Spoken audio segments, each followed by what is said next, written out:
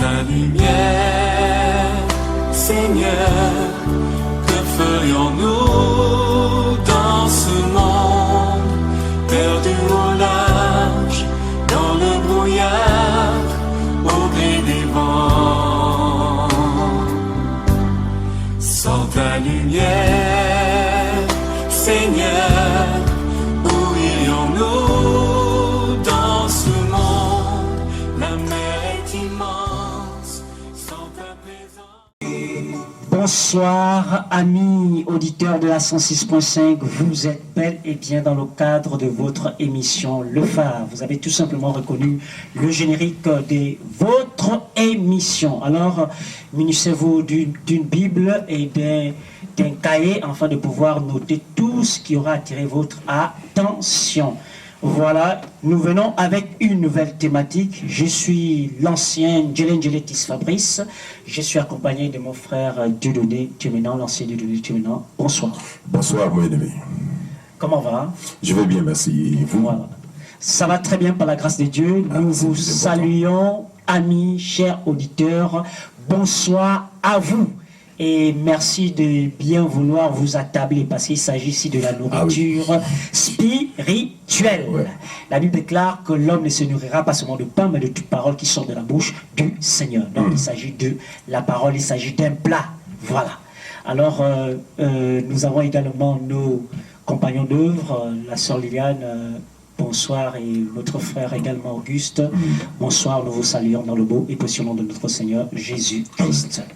Alors, la thématique de la semaine n'est rien d'autre que le salut est-il commun ou personnel? Voilà, parce que généralement on attend dire ici que le salut est personnel. Lorsqu'on parle avec certaines personnes, ils disent non, mais le salut est personnel. Maintenant, nous voulons, à la lumière des Écritures, savoir le salut est-il commun ou personnel? Voilà, à la lumière des Écritures, nous voulons en savoir un peu plus. Alors, munissez-vous d'une Bible, voilà, munissez-vous également d'un cahier et d'un stylo pour pouvoir noter ce qui va attirer votre attention. Voilà, ancien Dieu de Dieu maintenant, je ne sais pas s'il y a des salutations ou encore on va prier pour... Voilà, des salutations. Nous saluons simplement, nous saluons simplement l'ensemble de nos auditeurs que nous aimons, mais également l'Église du Seigneur Jésus-Christ représentée à travers le monde entier. Nous vous saluons dans le précieux et puissant nom du Seigneur Jésus. Je vais donner la parole, tu vas recommander toutes ces personnes qui vont nous écouter justement à la parole de Dieu ou encore à la grâce de Dieu. Amen. Seigneur de gloire, nous voulons te recommander ce moment que tu as encore rendu possible et nous voulons te recommander tous ceux-là qui sont câblés actuellement, Père de gloire, que dans ta grâce infinie, Seigneur notre Dieu, tu les disposes déjà, notre Dieu, afin de pouvoir écouter ta parole. Seigneur, c'est toi qui convainc les cœurs. Nous croyons que nous ne sommes que des instruments, mais c'est toi qui attires l'homme à toi. C'est toi qui renverses les forteresses. Nous te les recommandons à ta grâce. Puisses-tu accomplir, Seigneur, ton plan parfait en eux, au nom de Jésus. Amen. Amen. Voilà, nous disions tout simplement pour appeler, vous pouvez... à l'émission, vous pouvez contacter le 07 88 67 34 07 88 67 34 02 25 95 95. L'émission est divisée en deux parties. Donc la première partie consiste au développement de la thématique et nous allons vous donner le top en ce qui concerne les appels en direct. Voilà, je réitère la thématique pour vous qui nous prenez en cours. Le salut est-il commun ou personnel? Ancien Dieudonné Tchemenan, je voudrais tout simplement déjà poser la première question en rapport avec la thématique. Qu'est-ce que c'est le salut? Merci, ancien Djelenjele. Effectivement, ce que vous dites est fondé. Voilà, c'est la particularité, effectivement, de toutes ces personnes. Je parle ici de ceux qui tiennent ce langage, parce que c'est un langage que nous avons tenu par le passé. Nous avions tenu par le passé, alors que nous n'étions pas encore nés de la parole de Dieu. Voyez-vous, ça c'est le langage qui est entretenu par tous ceux qui sont devenus en griffe chrétiens selon leur propre entendement. Voilà. Parce que vous allez voir, l'attachement à la parole de Dieu est justifié par le fait qu'on soit né de la parole. Amen. Donc celui qui n'est pas né de la parole, en fait, ne se préoccupera pas, n'est-ce pas, de ceux qui enseignent la parole de Dieu, mais sera dans une démarche, en fait, propre à la personne elle-même, en ce sens que la conception sera personnelle et tout ça. Bon, bref, pourvu que le nom de Jésus soit mentionné ou encore, voilà, dans tout ce que l'on pourrait faire. Voilà. En ce qui nous concerne, le croyant, il est né de la parole. Amen. Jacques, le chapitre 1, le verset 18, nous dit qu'il nous engendrait selon sa volonté par le moyen de l'évangile de la vérité. Amen. Voilà. Donc celui qui est engendré par l'évangile de la vérité a désormais la nature de la parole. Ce dernier ne peut plus jamais se défaire de la parole. Ce dernier ne vivra que selon la parole. Cette personne, en fait, incarnera la parole. Amen. En ce sens que son raisonnement ne sera plus le même, ne sera plus le raisonnement de celui qui, n'est-ce pas, n'est pas né de nouveau. En fait, il se retrouvera renouvelé, n'est-ce pas, dans son intelligence, dans son entendement. Par quoi? Par l'évangile de la vérité qu'il aura engendré. Amen. Alors, effectivement, tous ceux qui sont devenus chrétiens selon leur entendement ont ce langage. Lequel? Le salut est personnel. Ouais. Et en général, nous entendons ces choses sortir de leur bouche lorsque ils sont confrontés à la vérité, parce que la vérité ferme la bouche, la vérité donne à ceux qui sont dans les ténèbres d'être confondus. Et le raccourci, justement, que la plupart de ces personnes utilisent, c'est toujours le salut est personnel. Ouais. Alors j'ai essayé de méditer effectivement sur le fond de leur déclaration de salut personnel. J'ai compris que c'est dans la même logique du dicton selon lequel tout chemin mène à Rome. Ouais. Voilà. Tout chemin mène à Rome. Donc eux, quand ils disent salut personnel, ça veut dire que peu importe ma croyance, peu importe ma façon de croire, peu importe mes convictions, le but c'est Dieu. Dieu est unique. Voilà, c'est ça qui traduit effectivement ces déclarations de salut personnel. Alors maintenant, que comprendre justement de cette déclaration que nous estimons fausse, n'est-ce pas, que nous estimons injustifiée du point de vue de la doctrine, n'est-ce pas? Que dit la Bible au sujet du salut? Voyez-vous, on ne peut pas parler du salut sans le comprendre ou sans le connaître. Amen. Voilà, c'est quoi le salut? Voyez-vous, le salut c'est un mot français. Après un accident de circulation, si Dieu vous donne la grâce justement d'en sortir sain et sauf, ouais, d'accord, eh bien, on dira que vraiment ça a été un salut pour vous. Donc le salut, il faut le situer. Il y a le salut effectivement en rapport avec la sécurité, etc., la santé, etc. Bref, mais ici nous voulons parler du salut qui est en rapport avec la vie éternelle. Voilà. Voilà le contexte réel du salut dont nous voulons parler ce soir, c'est la vie éternelle. Donc, le salut, c'est la vie éternelle. Le salut, c'est la personne de Dieu lui-même. Parce que le salut, on va le voir tout à l'heure, le salut se trouve auprès de Dieu. Amen. Voilà, on va le voir tout à l'heure. Alors, c'est quoi le salut? Nous allons lire la parole de Dieu. Je vais lire ici d'abord le psaume chapitre 3, le verset 8. Psaume chapitre 3, le verset 8, il est écrit « Le salut est auprès de l'Éternel ». C'est écrit comme ça. « Le salut est auprès de l'Éternel. Que ta bénédiction soit sur ton peuple. » Voici ce que nous déclare le prophète David. Il dit le salut est auprès de l'Éternel. Nous comprenons tout de suite que le salut n'est rien d'autre que la personne de Jésus lui-même. Amen. Parce que c'est Jésus qui est en Dieu, c'est Jésus qui est auprès de Dieu, c'est Jésus qui était avec Dieu, c'est Jésus qui est Dieu. Voilà, il faut bien le comprendre. Je suis ici dans Jean chapitre 1, le verset 1 à 2 qui est clair. Le verset 1 à 2 qui dit au commencement était la parole, et la parole était avec Dieu. On a dit le salut était auprès de Dieu, donc avec Dieu. La parole était Dieu, et était au commencement avec Dieu. Donc ici, le prophète, quand il parle du salut, parce que tous les prophètes ont prophétisé tout ça la grâce. Tous les prophètes ont parlé de Jésus. Donc quand David dit le salut est auprès de l'Éternel, il parle de Jésus. En fait, Jésus qui est le salut, Jésus qui est la vie éternelle, est auprès de Dieu. Autrement dit, la vie éternelle ne peut venir que de Dieu et de Dieu seul. Alors, Luc, le chapitre 2, le verset 25 à 30, notre Seigneur Jésus-Christ fera la rencontre avec... il ne s'agit pas de ça. Luc chapitre 2, donc il s'agit de Siméon. Nous revenons encore sur ce texte, non pas pour justifier sa divinité, mais pour relever, en fait, pour qu'ensemble nous découvrions qui est ce salut. Amen. Voilà. Luc 25, verset 25 à 30, il dit, voici, il y avait à Jérusalem un homme appelé Siméon. Cet homme était juste et pieux. Il attendait la consolation d'Israël et l'Esprit Saint était sur lui. Il avait été divinement averti par le Saint-Esprit qu'il ne mourrait point sans avoir vu le Christ. Le Seigneur, le Christ, pardon, il avait été divinement averti par le Saint-Esprit qu'il ne mourrait point avant d'avoir vu le Christ du Seigneur. Le Christ du Seigneur. Verset 27.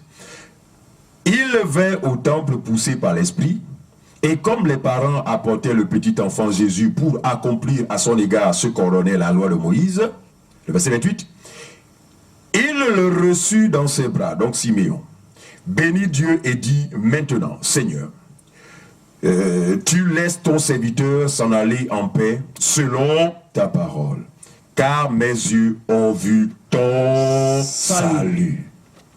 De qui Siméon parlait-il ici? Il parlait du petit homme, du bébé. Amen. Il parlait de Jésus. Amen. Donc nous comprenons simplement sur la base de ces quelques paroles que le salut c'est la personne de Jésus. Ah, si c'est la personne de Jésus, en quoi Jésus peut être la propriété d'un individu? Parce que quand on dit le salut est personnel, ça dit c'est quelque chose qui vous est propre. Ouais. Je prends un exemple simple. Si je dis, parmi mes téléphones, je dis le téléphone noir est strictement personnel.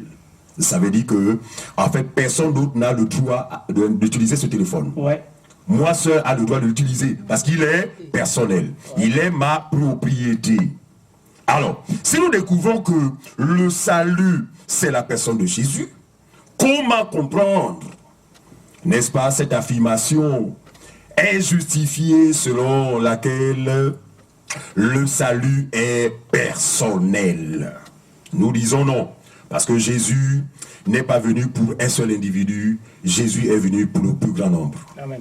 Il dit car Dieu a tant aimé le monde qu'il a donné son Fils unique, Jésus-Christ, afin que quiconque croit en lui ait la vie éternelle. Vous voyez bien que il n'est pas question, Jésus ne peut pas être, le salut ne peut pas être, donc le salut c'est Jésus, il ne peut pas être personnel, mais il est commun. Mais commun à qui? Il est commun effectivement à tous ceux qui y sont destinés.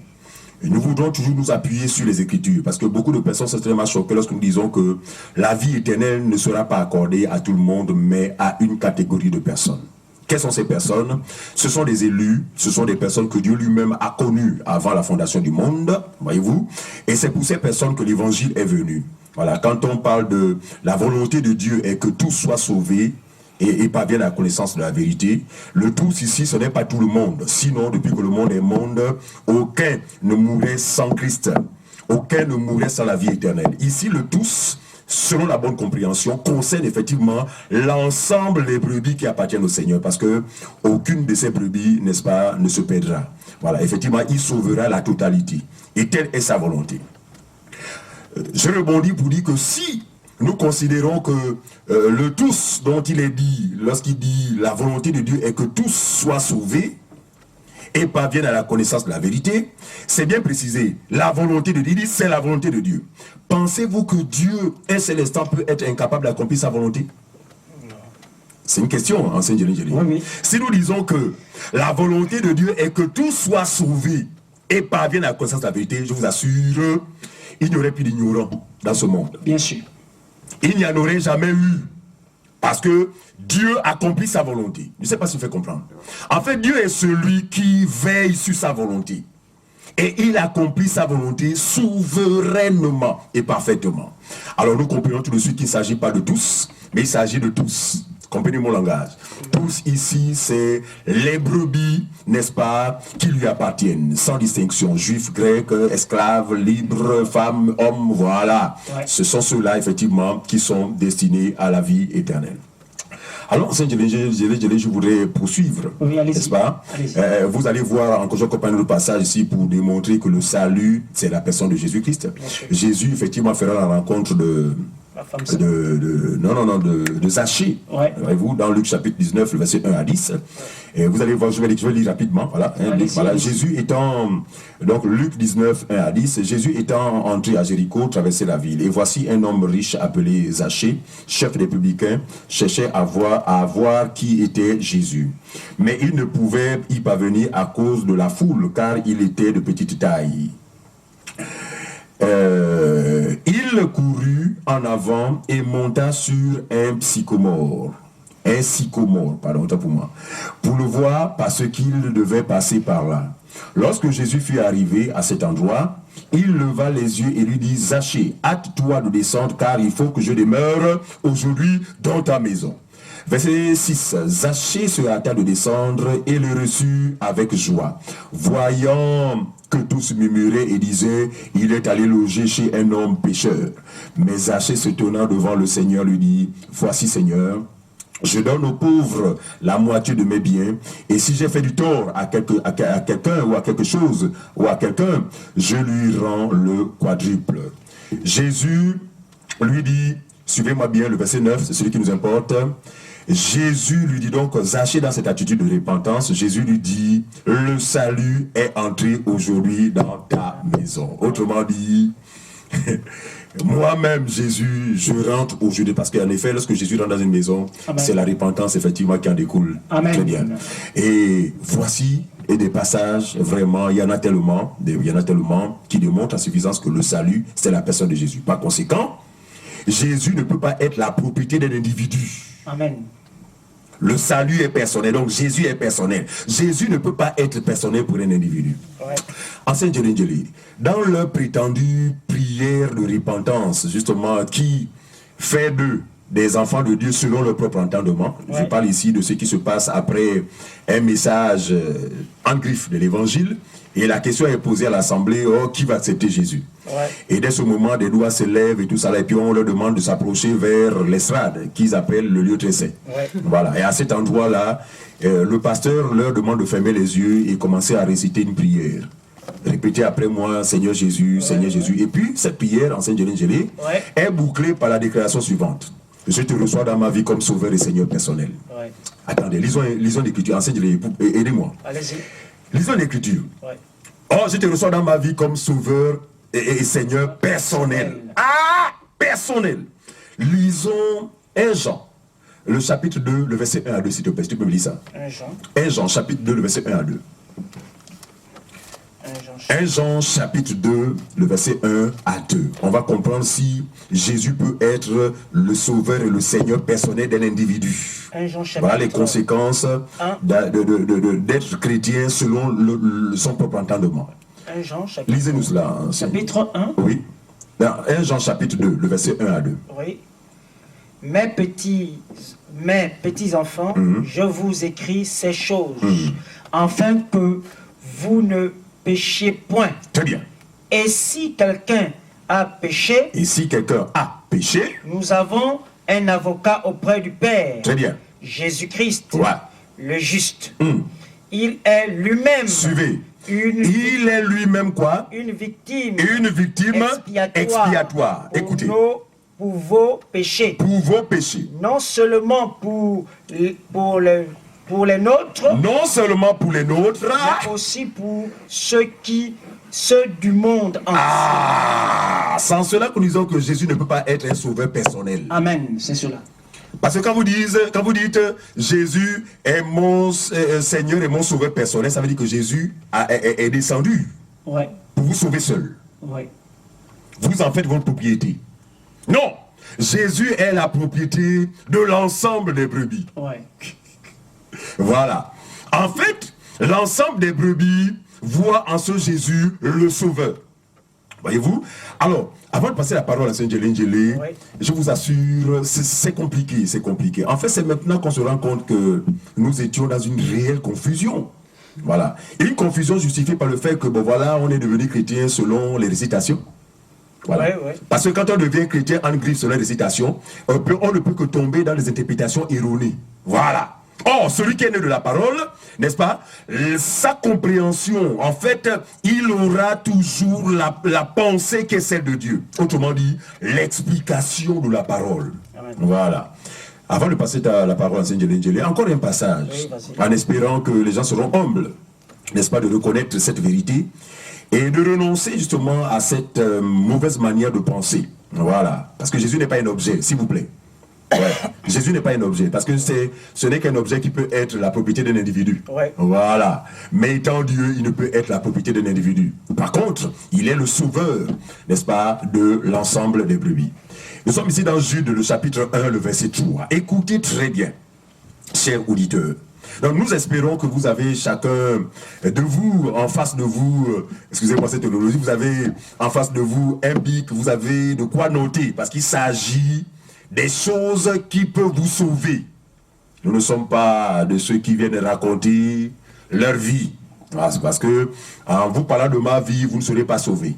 Ouais. Voilà. Mais nous venons vous présenter des choses qui peuvent vous sauver. Par conséquent, prenez-les au sérieux, prenez des notes. Après ces choses, vous pourrez les méditer, reméditer, et Dieu vous éclairera certainement. Alors, Jude, le chapitre 1, le verset 3. Voici ce qui est écrit. Il dit, bien-aimé, bien-aimé, comme je désirais vivement vous écrire au sujet de notre salut commun.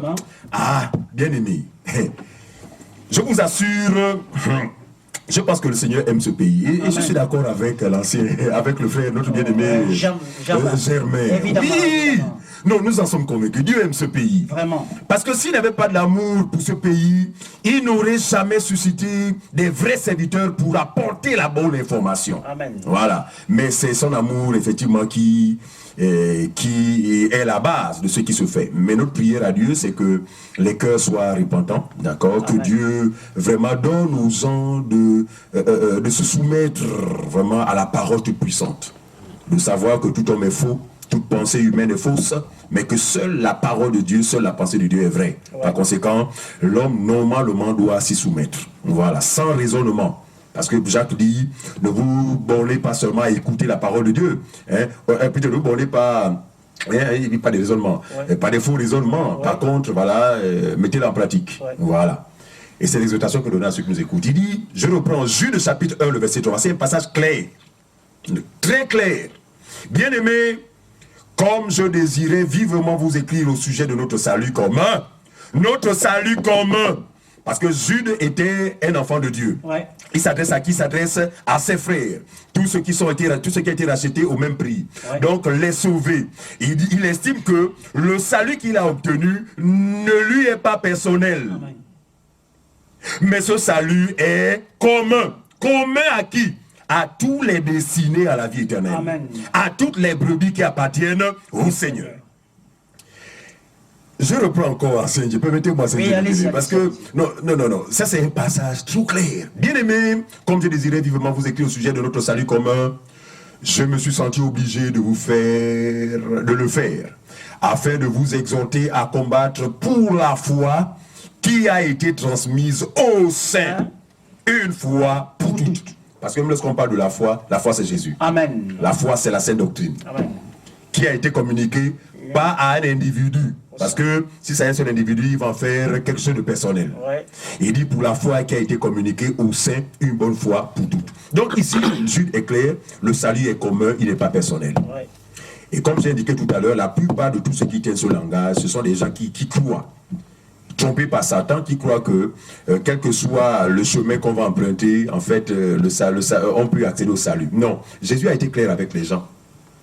Il dit il n'y a de salut en aucun autre nom qui a été donné parmi les hommes, parmi lesquels nous devons être sauvés. Ouais. Et quand on parle de nom, nous comprenons que ce n'est pas seulement Jésus ou Yeshua. Ouais. Le nom, c'est sa doctrine. Amen. Très bien. Donc, si quelqu'un n'a pas reçu l'évangile de la vérité, n'est-ce pas? Si quelqu'un n'a pas cru à cet évangile, vous ne pourrez pas accéder à la vie éternelle. Non, nous reconnaissons que pour aller à Rome, effectivement, on peut faire des détours en passant par d'autres pays. Bien sûr. Et puis arriver à Rome, ça c'est possible. 1000 chemins peuvent mener à Rome, mais un seul chemin mène à Jésus. C'est pourquoi il a dit, je suis le chemin, la vérité et la vie. Il va plus loin. Nul ne vient au Père que par moi. Donc à ce niveau, c'est un langage à bannir. Le salut ne peut être personnel, le salut est commun. Enseigne, Voilà, vous êtes dans le cadre de votre émission Le Phare. Voilà, donc nous allons donner le top à ce qui concerne les appels en direct. Mais pour le moment, nous développons encore la thématique. Nous sommes dans la première partie de notre émission. Voilà, donc nous parlons ici. La thématique n'est rien d'autre que le salut est-il commun ou personnel? Voilà. Nous, à la lumière des Écritures, nous avons déjà défini que le salut, c'est une personne. C'est la personne de Jésus. Voilà, le salut, c'est la personne de Jésus. Le salut, si c'est la personne de Jésus, Jésus n'est pas personnel à un individu. Non. Voilà. Il ne peut l'être. Voilà, quand les gens disent des raisonnements, non, quand ils savent qu'ils sont bloqués, ils ne peuvent plus rien dire, ils sont obligés de dire que non, le salut est personnel. Non, tu es bloqué, tu n'as plus rien à dire, et tais-toi tout simplement. Voilà. Donc, tu n'as pas besoin de dire que le salut est personnel, parce que le salut, c'est une personne, c'est Jésus. La Bible déclare qu'il n'y a de salut en aucun autre nom. Alors, le salut, on a lu encore le passage où Zachée, Jésus rentre dans la maison de Zachée. On dit que le salut est rentré dans ta maison. Voilà. Siméon voit l'enfant Jésus, dit mes yeux ont vu ton salut. Alors donc il s'agit ici d'une personne. Alors si c'est la personne de Jésus, en venant dans ce monde, il n'est pas venu pour un individu. La Bible déclare que Dieu a tant aimé le monde qu'il a donné son Fils unique. En fait, que quiconque croit en lui. Si on dit déjà en fait que quiconque, il y a plusieurs personnes. Alors, croit en lui ne périsse point, mais qu'il ait la vie éternelle. Ouais. Si c'était personnel, il n'aurait pas choisi 12 apôtres. Si c'était personnel, il n'aurait pas dit aux apôtres qu'allez par tout le monde annoncer la bonne nouvelle. Ceux qui disent que le salut est personnel, ils sont en contradiction de lors que quelqu'un part. Il part maintenant, il dit non, il part prêcher, soi-disant leur prêche. Mais si tu pars prêcher, c'est pour faire quoi? Ce n'est pas pour communiquer, soi-disant, parce que je dis encore à savoir si c'est réellement le salut, parce qu'il n'y a que les vrais serviteurs du Seigneur qui aillent et prêchent la bonne nouvelle du royaume de Dieu, le salut. Voilà. Donc quand il annonce le salut, c'est pour que ceux-là également soient sauvés. Voilà. Donc le salut ne peut pas être personnel. Le salut est commun. Voilà. C'est des personnes mal enseignées par des faux serviteurs de Dieu, par des brigands. Voilà, donc nous voulons tout simplement dire que le salut est une personne, c'est la personne de Jésus. Dans le livre de Jean, chapitre 4 à son verset 22, lorsque Jésus fait la rencontre avec la femme samaritaine, il dit le salut vient des Juifs. Voilà. Ouais. Donc le salut, il dit si tu connaissais le don de Dieu, il dit déjà à la femme samaritaine, si tu connaissais celui qui était près de toi, vraiment c'est toi qui l'aurais demandé à boire. Voilà. Mais ce qu'il devait donner à boire, c'est quoi? Parce qu'il n'avait pas besoin, ce n'était pas de l'eau. Comme aujourd'hui, les gens donnent de l'eau en ça. Voilà. En disant, il faut venir, avant de venir, viens à l'émission, apporte d'abord de l'eau en ça. Non, ce n'est pas ça. Ce n'est pas une affaire d'eau. Voilà. De l'eau là, ce n'est rien d'autre que ça.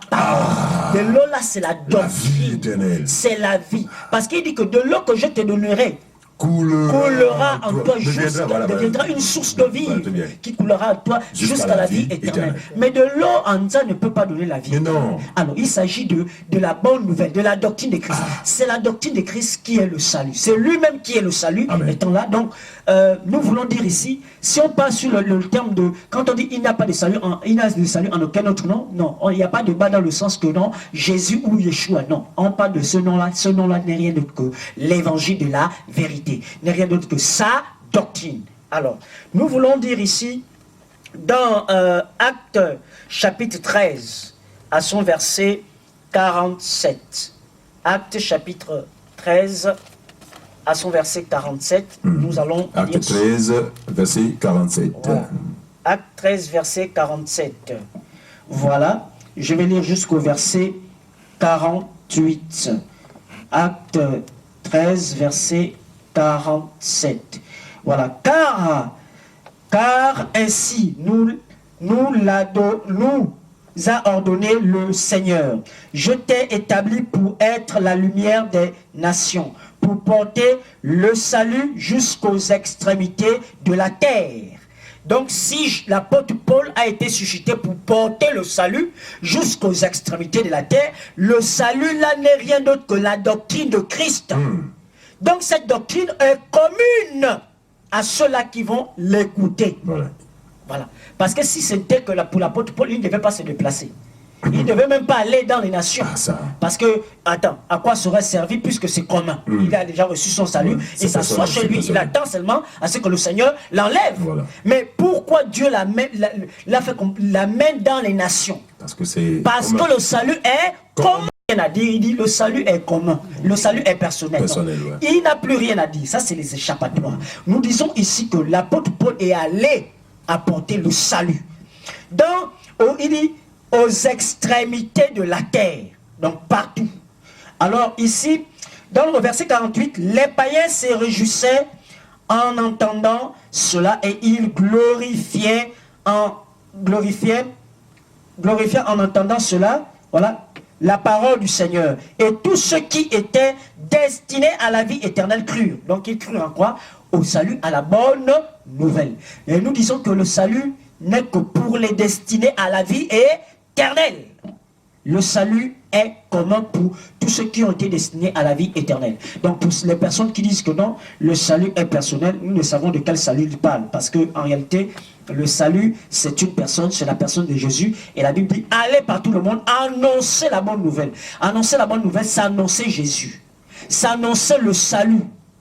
Le seul moyen de salut, c'est Jésus. Donc, lorsqu'on parle, on parle de sa mort, on parle de sa résurrection. Nous annonçons le salut. Alors, ce salut est commun. Ce n'est pas personnel. Ce n'est pas personnel. Donc, arrêtez avec ce genre de langage. Lorsque vous n'avez pas des arguments, taisez-vous tout simplement, écoutez la parole de Dieu en silence. Alors, nous voulons tout simplement répéter... pour participer à l'émission, vous pouvez appeler au 07 88 67 34 02 25 95 95. Vous êtes bel et bien dans le cadre de votre émission Le Phare. Cette émission qui a pour but de vous enseigner la parole de Dieu. Ce soir, nous avons pour thématique le salut est-il commun ou personnel? Alors, nous avions déjà dit ici avec mon très cher ancien que le salut c'est... Et déjà, par définition, le salut, c'est une personne. C'est la personne de Jésus. Ouais. Alors, Jésus n'est pas une propriété, la propriété privée d'une personne. Toi, tu as ta voiture, c'est propre à ta personne. C'est pour toi, c'est personnel.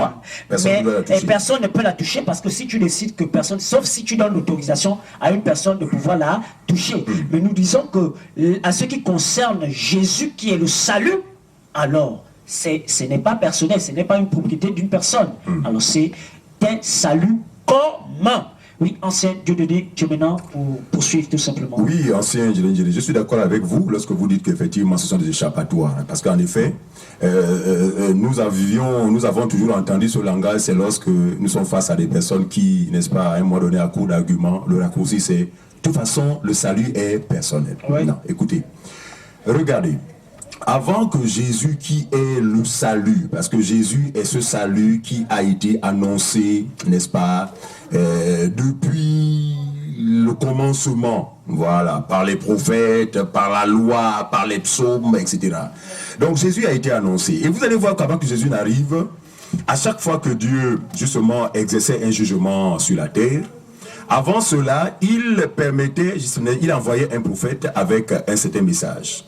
Un message salutaire sans lequel, n'est-ce pas, on ne pouvait échapper au jugement.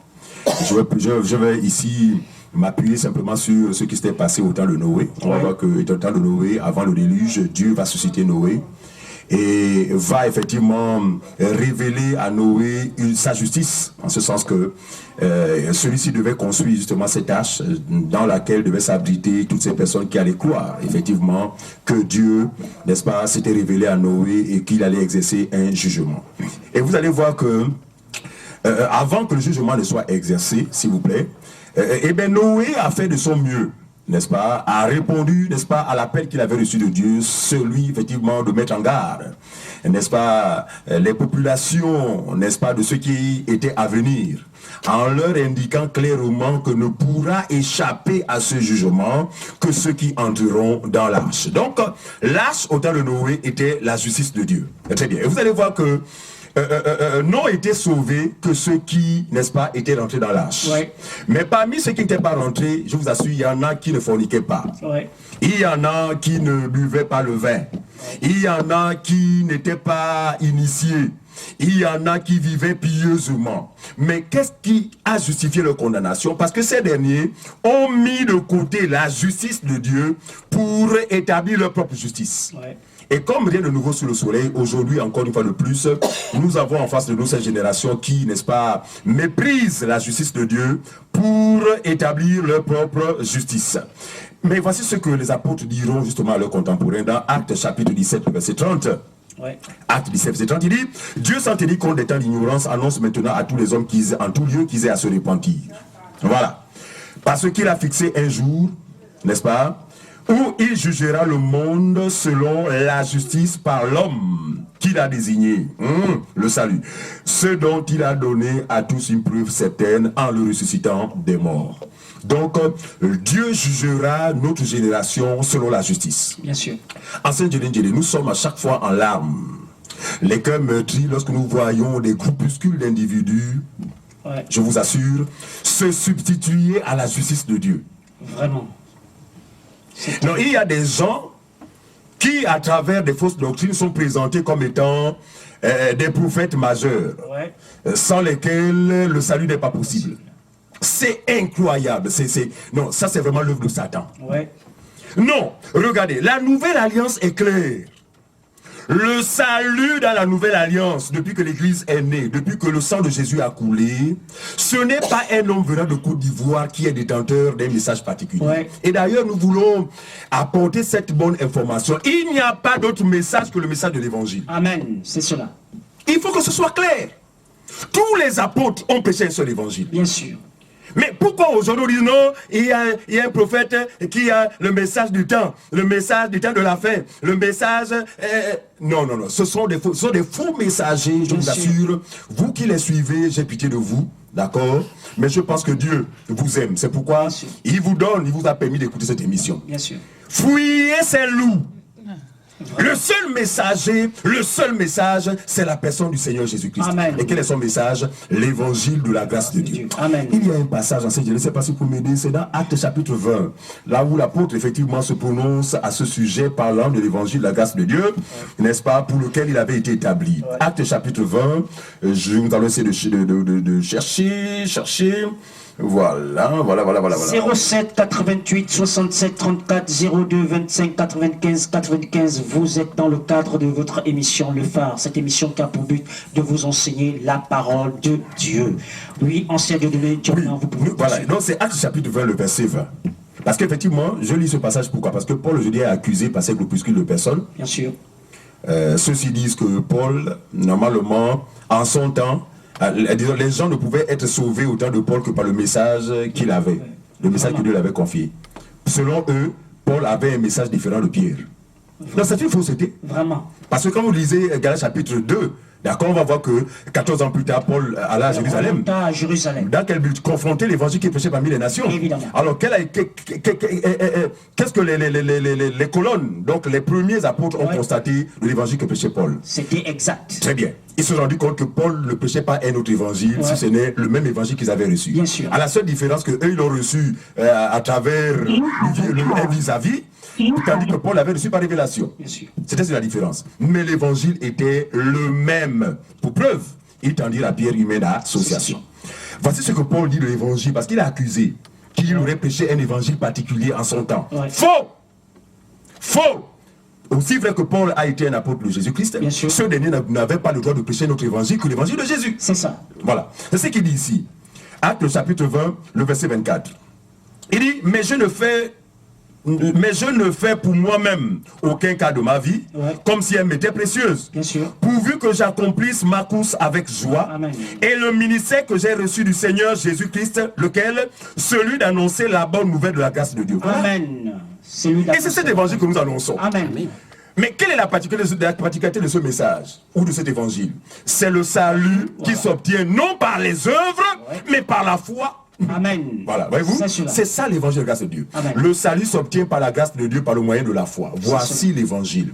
Maintenant, si vous avez notre évangile qui vous présente la possibilité d'accéder au salut autrement que par la grâce et par le moyen de la foi, vous êtes grandement dans l'erreur. C'est pourquoi la parole de Dieu vous invite à la repentance. En ce sens que renoncer à ces faux messages qui sont collé à ces individus, à ces Aïrois, à ces Congolais, à ces Ivoiriens, à ces Gabonais, à ces Américains, à ces Sud-Africains. Non, non, non, non, non, non, non, non. À chaque fois qu'un homme veut s'approprier, veut coller, enfin, vient vers vous pour dire que j'ai un message que Dieu m'a révélé par un rêve ou par un songe. Fuyez ce monsieur. C'est un loup ravisseur, vraiment, qui va vous exposer au danger. Voilà. Un seul évangile, nous insistons dessus, c'est l'évangile de la grâce de Dieu. Voilà. Alors, revenons sur... C'était justement une précision, parce que c'est important, il est important que nous disions ces choses. Voilà, le salut est-il commun ou personnel? Voilà. Allez-y. Voilà. Alors, je vais accompagner l'écriture. Tite le chapitre 1. Non, Tite le chapitre 2, le verset 11. Tite le chapitre 2, le verset 11. Voici ce que Tite nous dit. Il dit que la grâce de Dieu, source de salut pour tous les hommes. La grâce de Dieu, source de salut pour tous les hommes, a été manifestée. Donc le salut, comme nous le disons, ne peut être personnel, mais c'est une source de salut pour tous les hommes. Amen. Et encore une fois de plus, tout ici, ce n'est pas tout le monde. Les brebis qui sont destinées à la vie éternelle. Non, il est mieux qu'on lise un passage parce que, vous savez, on nous a toujours fait croire que Jésus est venu pour tout le monde. Et que ceux qui périssent ou qui ont péri depuis la nuit des temps ont péri parce que ils étaient mauvais, ils ne voulaient pas croire. Non, non. Ils ont péri parce qu'ils n'étaient pas destinés à la vie éternelle. C'est ce que nous disons. Voilà, voilà. Prenons cette écriture en Actes chapitre 13, le verset 48. Oui, oui, oui.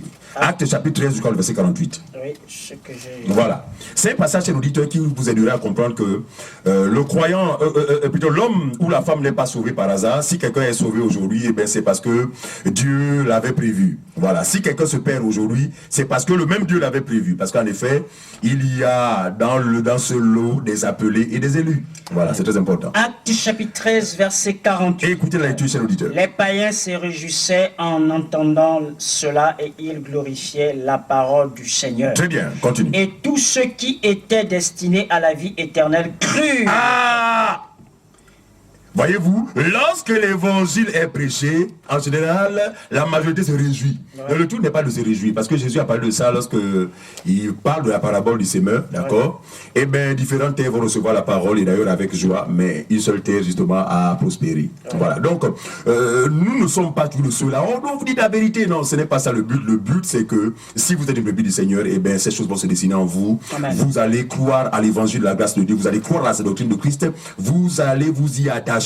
Voilà, et même demeurer. Amen. Parce que Jésus dit aux Juifs qui avaient cru en lui, si vous demeurez dans ma parole, alors vous êtes vraiment mes disciples. Encore un autre passage qui démontre que le salut ne peut être personnel. Ouais, nous espérons que tous ceux qui nous écoutent vont bannir justement ce langage-là de leur bouche. Il faut le bannir, chers auditeurs. Bannissez-moi ce langage, il est faux, il est justifié. Jésus n'est pas votre voiture. Non, c'est votre voiture qui peut être votre propriété. Bien sûr. Voilà. C'est votre femme qui peut être votre propriété. Bien sûr. Encore que, bien que mariée, la femme a ses parents aussi. Ouais. Voilà, donc propriété en griffe. Ouais. Alors, donc le passage de Timothée, le chapitre 2, le verset 10. D'accord, de Timothée, le chapitre 2, le verset 10. C'est pourquoi, dit Paul, je supporte tout à cause des élus. Ouais. Ah, merci. Je supporte tout à cause des élus. Tout ce qu'il a enduré là. En fait, il savait que tous n'allaient pas croire en lui, mais il supportait toutes ces choses à cause de ces personnes qui sont destinées à la vie éternelle. Parce que même si vous êtes destiné à la vie éternelle, si l'évangile de la grâce de Dieu ne vous est pas prêché, vous ne pourrez ouvrir les yeux. C'est pourquoi l'évangile, la grâce de Dieu a toujours été prêché et sera toujours prêché. Mais heureux ceux qui, n'est-ce pas, seront favorables à cet évangile. C'est pourquoi je supporte toutes ces choses à cause des élus, afin que eux aussi, suivez, afin que eux aussi, il n'est pas des élus, Amen. Mais qu'ils ne soient pas encore rentrés, afin que eux aussi obtiennent quoi? Le salut qui est Jésus-Christ avec la gloire éternelle. Amen. Eux aussi. Donc le salut n'était pas seulement pour Paul, mais pour tous les élus. Et ceux qui sont déjà rentrés, Amen. Et ceux qui sont encore à l'extérieur. Voilà ici la vérité au sujet du salut. Si vous permettez, enseigne encore un autre passage. Allez-y. Voyez-vous, il y a tellement de passages que si l'on prend vraiment le temps de les présenter ici, ben nous passerons des nuits entières. Mais nous allons nous contenter de ce que l'on pourra vous présenter. Oui, allez-y. Philippiens, le chapitre 2, le verset 12. Philippiens, chapitre 2, le verset 12, la Bible dit « Ainsi, mes bien-aimés, comme vous avez toujours obéi, travaillez à votre salut avec crainte et tremblement. » Ici, il dit « Mes bien-aimés », au pluriel, il s'adresse aux croyants. Ça veut dire que en possession du salut, sauvés, comme vous avez toujours obéi et travaillé à votre salut avec crainte et tremblement, non seulement en ma présence, mais bien plus encore maintenant que je suis absent. Vous voyez bien que il dit travailler. Si le salut était personnel, il a dit que il a dit travail. Oui, évidemment. Voilà. Si le salut était personnel, il a dit travail. Mais il dit travailler. Pourquoi? Parce que pour lui, il est né de la parole, il sait que le salut est commun. Encore le passage de Pierre, le chapitre 1, le verset 1. Simon Pierre, dira-t-il, serviteur et apôtre de Jésus-Christ, à ceux qui ont reçu en partage la foi. À ceux qui ont reçu en partage la foi. Foi égale à quoi? Salut. Voilà. À ceux, au pluriel, qui ont reçu en partage la foi, du même prix que la nôtre. Du même prix que la nôtre. Donc c'est la foi qui est unique. D'accord? Mais c'est le salut qui est unique, mais ceux qui le reçoivent sont nombreux. Je ne sais pas si les auditeurs nous comprennent. En fait, c'est le salut qui est unique. Mais ceux qui le reçoivent sont nombreux. Il faut faire cette différence. Amen. Mais le salut ne peut pas être la propriété d'un individu. Et je ne vois pas le sang de mon Seigneur couler pour une seule personne parmi des milliards, des milliards. C'est injustifié. Nous vous recevons. Intervenez. Allô? Allô? Oui, alors allez-y, présentez-vous. Oui, c'est le frère Marcelin. Ah, Ok. intervenez, frère Oui, Marcel. allez-y, mon frère. Oui, je disais, mais je dis tantôt que si vraiment le salut était personnel, qu'est-ce que Jésus serait venu chercher sur terre? Vraiment. Est-ce que chacun de nous n'allait pas fabriquer son salut pour pouvoir accéder auprès de Dieu? Mais si Jésus est arrivé, c'est parce qu'il est venu accorder le salut à tout le monde, un salut commun, très bien. un salut unique. Amen. Amen. Et chaque fois lorsque vous lisez dans les passages bibliques, on ne dit pas vos saluts, on dit votre salut. Amen. Voilà, donc c'était quelque chose de mon intérêt. Merci beaucoup pour votre participation. Merci pour votre contribution. Voilà, vous pouvez de l'or appeler au 07 88 67 34 02 25 95 95. Voilà. Nous avons un auditeur. Allez-y, allô? Allô, bonsoir les anciens. Bonsoir, bien-aimé Allez-y, allez-y, mon frère. Oui, et effectivement, nous sommes d'accord avec ce que vous dites, que le salut est commun. Pourquoi? Parce que lorsque nous lisons même dans Éphésiens, au verset 1 au verset 13, la Bible dit en vous aussi, vous avez cru à la parole de la vérité. Hein, la parole de salut à laquelle vous avez cru. Oui. Donc cela montre quoi? Cela montre que le salut, c'est pas un seul moyen, donc la personne de Jésus, qui est commun avec tous ceux qui vont croire. Amen. Donc, en vérité, ceux qui ont reçu le salut sont d'accord.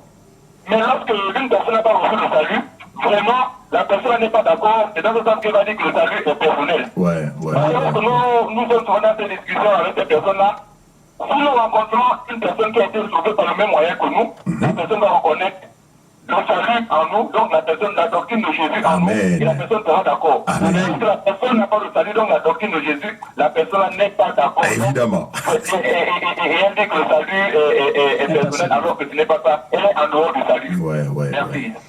Merci pour votre contribution, très cher frère. Vous pouvez revenir.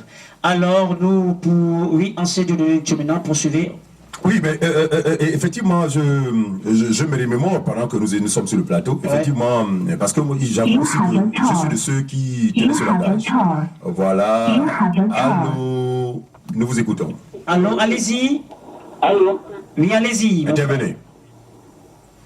Allô? Oui, alors, Alors, nous vous allez-y. écoutons, intervenez. Participez. Oui, participez. Vous êtes bel et bien sûr. Oui, allez-y, allez-y. Oui, bonsoir. Bonsoir. Oui, c'est le frère Sidney. En fait, j'ai un passage à laquelle ça va, en fait, ça concorde un peu avec ce que vous avez de dire. Je ne sais pas. Bon, sur Jérémie 23, là où il parle malheur au pasteur qui détruisent mes disciples, de mes troupeaux et de nos pâturages, et qui dit l'Éternel. C'est pourquoi ainsi parle l'Éternel, et l'Éternel Dieu d'Israël. Je suis le pasteur et qui transforme mon peuple. Lui qui transforme mon peuple. Et vous avez dispersé nos brebis, et vous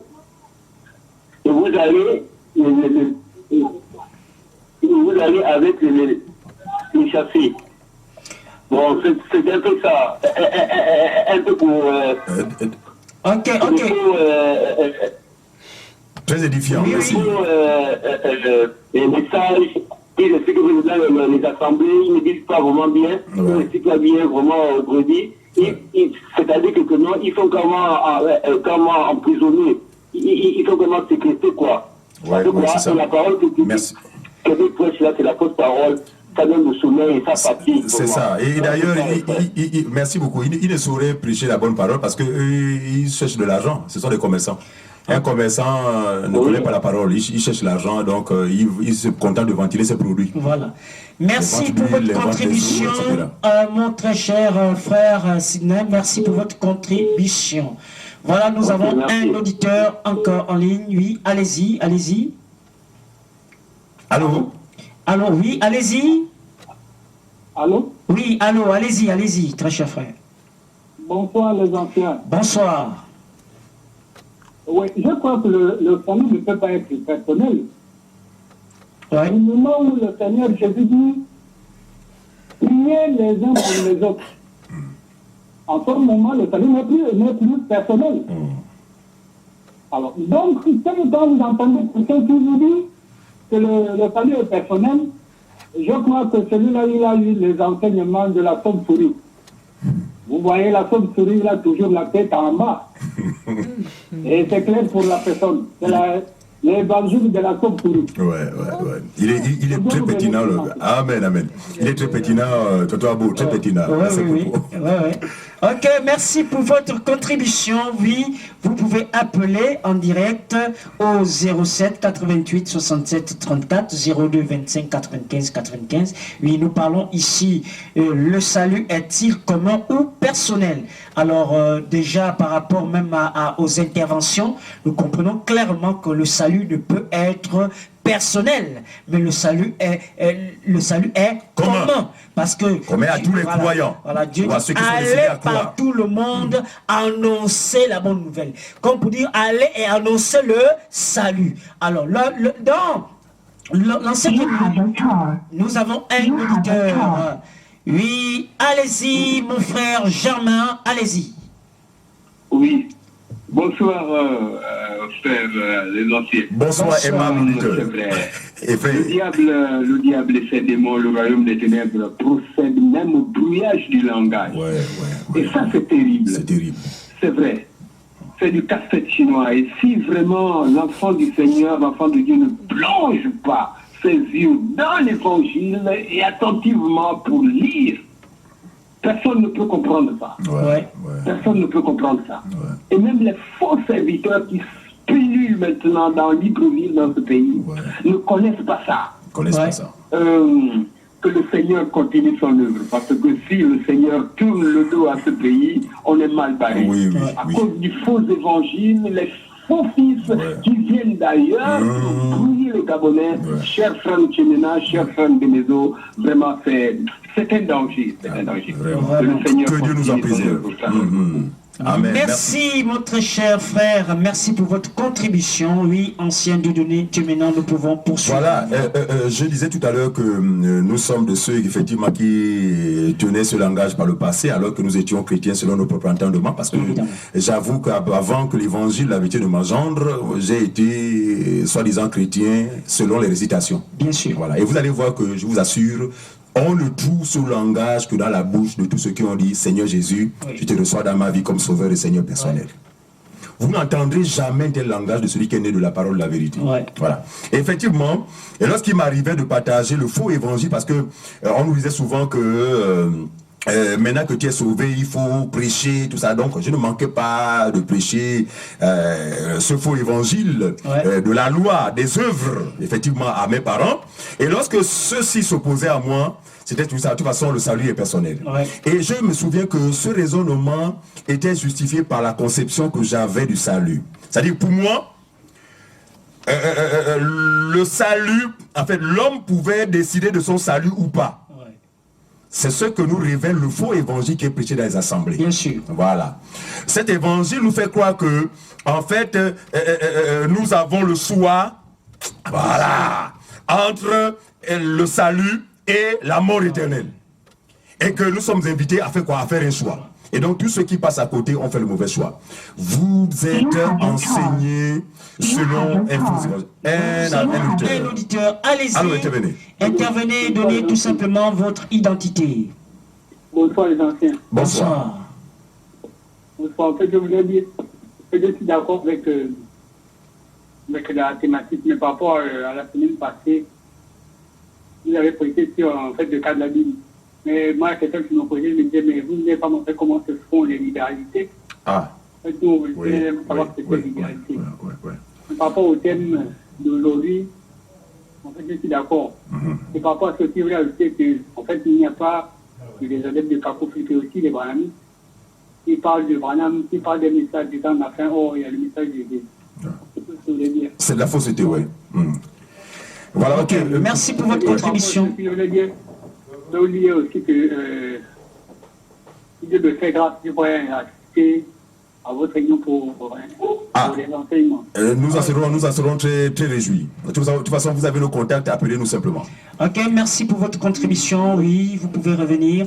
Alors, ancien Dieudonné. Oui, je rends grâce à Dieu. Effectivement, nous avions démontré justement que la Bible n'était pas de l'actualité. Maintenant, il nous faut enseigner effectivement comment donner aujourd'hui dans l'Église ou dans la Nouvelle Alliance. Amen. Nous y reviendrons. Merci déjà de nous l'avoir fait, de nous l'avoir rappelé. Nous y reviendrons. Merci beaucoup.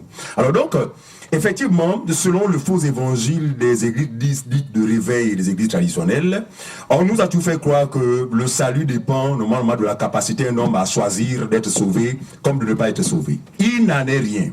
Quand nous lisons Éphésiens chapitre 2, le verset 8 à 9, il est clair, il est dit ceci.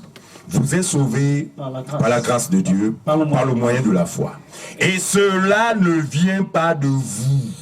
C'est ça. Aucun homme ne peut faire un choix au sujet du salut. Sinon, Jésus n'aurait pas dit, personne ne vient au Fils si le Père ne l'a dit. Amen. Voilà. Nous disons que le salut est un don gratuit. En fait, le salut vient d'en haut. Voilà. Par conséquent, ceux qui aujourd'hui, en fait, ne croient pas à l'évangile, deux raisons peuvent justifier cela. Soit ce sont des élus du Seigneur, mais le temps n'est pas encore arrivé. D'accord? Soit c'est des personnes qui sont appelées à se perdre. Vous savez, regardez. Et rien que sur le point de la dit, malgré les explications, on a été vraiment très détaillé dans l'explication de la dîme. Mais nous trouvons encore des gens qui tiennent farouchement à demeurer dans l'erreur. Et dès ce moment, nous posons des questions. Ne sont-ils pas des gens appelés à se perdre? Parce que l'évangile est censé ouvrir les yeux. Voyez-vous? Alors donc, il n'en est rien. Le salut n'est pas personnel, s'il vous plaît. Le salut est un don commun à tous les élus de Jésus. Par conséquent, nous devons veiller les uns pour les autres afin que nous demeurions dans ce salut. Nous avons un auditeur. Oui, allô, présentez-vous. Oui, bonsoir, mon frère. Bonsoir. Présentez-vous, s'il vous plaît. Mon frère. Non, tout à fait d'accord. Ça, c'est des choses claires par rapport à... le salut, qui n'est pas personnel, mais plutôt commun. Plutôt commun. Peut-être expliquer un peu, parce que dans les débats, dans les échanges que nous avons pour tenter d'expliquer cela aux uns et aux autres, beaucoup s'appuient sur le texte de Jérémie, là où Dieu dit, je t'ai connu, voilà, moi, quand tu me sors, le sein de ta mère, je t'ai établi, je t'avais choisi, vous voyez. Donc, de façon individuelle, Dieu a connu Jérémie, et c'est ce texte-là sur lequel la plupart des personnes s'appuient pour dire, bon, chacun, Dieu est venu, c'est vrai, Père pour tout le monde, mais de façon individuelle. C'est-à-dire, Dieu est venu pour moi, Dieu est venu pour X, pour Y, comme il a connu Jérémie, de façon unique. Ah, d'accord, d'accord. C'est donc là le point d'achoppement. Ok, merci beaucoup, cher auditeur. Mais je vais lire un passage rapidement avant la fin. On est presque à la fin. Je crois que c'est Éphésiens chapitre 1, verset 3, je crois. Voici ici un passage qui va démentir effectivement que bien que Jérémie a été connu par Dieu avant la fondation du monde, mais Dieu n'a pas connu que Jérémie, Dieu a connu tous ses élus. Verset 4, verset 3, il dit béni soit, Éphésiens chapitre 1, 3 à 4, il dit béni soit Dieu le Père de notre Seigneur Jésus-Christ, qui nous a bénis toutes les bénédictions spirituelles dans les lieux célestes en Christ. 4, en lui, Dieu nous a élus. Donc il n'a pas élu seulement Jérémie. En lui, Dieu nous a élus avant la fondation du monde pour que nous soyons saints, irrépréhensibles devant lui. Donc, bref, et il ne s'agit pas de quelque chose de personnel, femme, homme, esclave, libre, bref, l'ensemble des brebis du Seigneur. Alors donc nous disons tout simplement que le salut est commun parce que la Bible déclare que je vous ai élus avant la fondation du monde. Et il dit à ses apôtres que ce n'est pas vous qui m'avez choisi, mais c'est moi qui vous ai choisi. Alors il s'agit ici d'un salut commun et non un salut personnel. Alors nous sommes à la fin de notre émission. Vous pouvez appeler hors antenne, voilà, au 07 88 67 34 02 25 95 95. Alors nous avons réunion, voilà, assemblée demain du côté du PK9 et du côté du Cosmo Park à partir de 18h. Voilà, si vous voulez tout simplement prendre part à appeler tout simplement à ce numéro précité. Alors nous voulons tout simplement, je me joins avec l'ancien et tous ceux qui nous accompagnent pour vous dire tout simplement bonne soirée, voilà, bonne nuit, que le Seigneur, que Dieu vous garde et qu'il vous ouvre les yeux.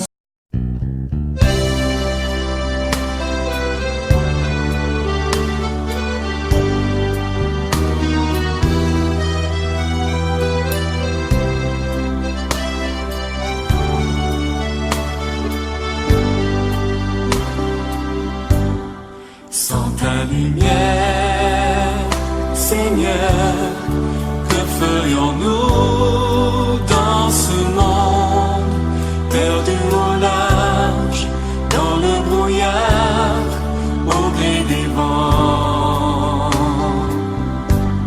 Sans ta lumière, Seigneur,